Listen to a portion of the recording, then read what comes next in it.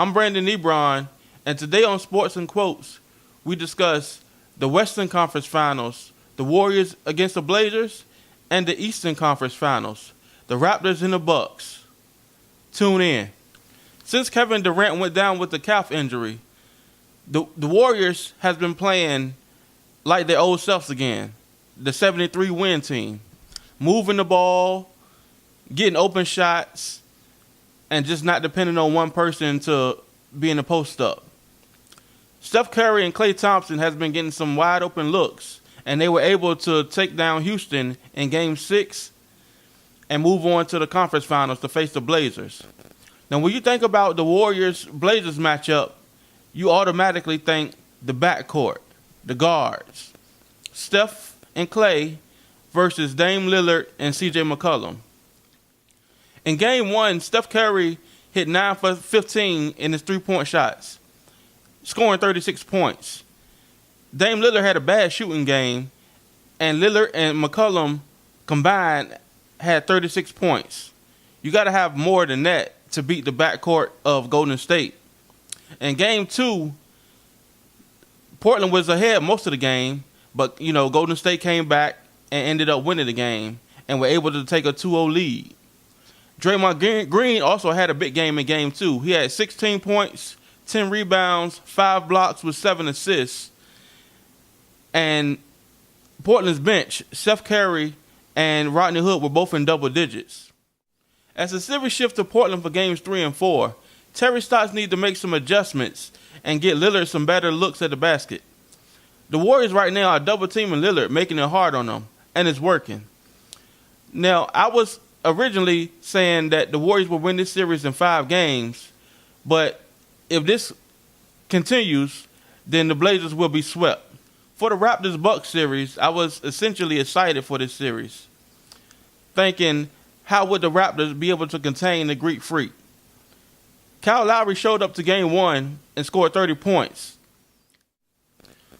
Kawhi Leonard had a good game, but he only scored 2 points in the fourth quarter. Maybe he was fatigued.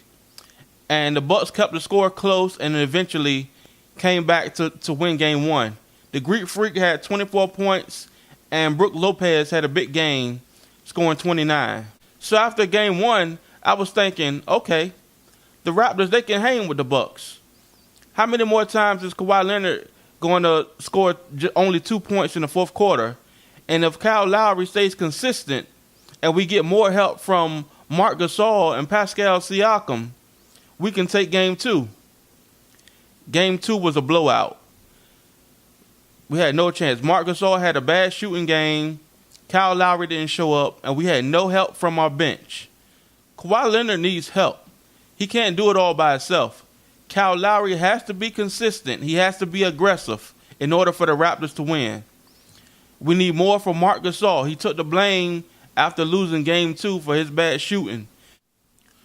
Pascal Siakam, I know he's not an all-star or a superstar, but he's been one of the most improved players ever since DeMar DeRozan left. Somebody needed to step up and help out. And throughout the season, he's been that guy. But in the postseason, he's been very passive, especially Game 7 against the Sixers. Every time he got the ball, he had a wide-open shot, but he was looking to automatically just pass the ball to Kawhi Leonard. Leonard can't do it all by himself. He needs some help. The Bucks bench alone are killing the Raptors bench. Pascal Siakam, he has to be more confident in taking his shots, and he has to also be aggressive. We need to see more from Serge Ibaka and Danny Green. Where has he been? We put an APB out for him. He's been a no-show all postseason. The Raptors have to get it together.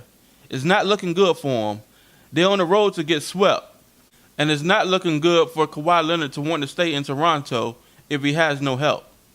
And with that being said, if Leonard does leave, where does that leave the future for the Raptors? They will be in a rebuilding stage.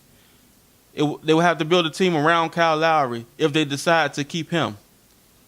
And that's all I have today for sports. Today's quote is, "Life is not easy for any of us, but what of that?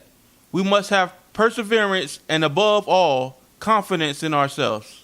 We must believe that we are gifted for something and that this thing must be attained.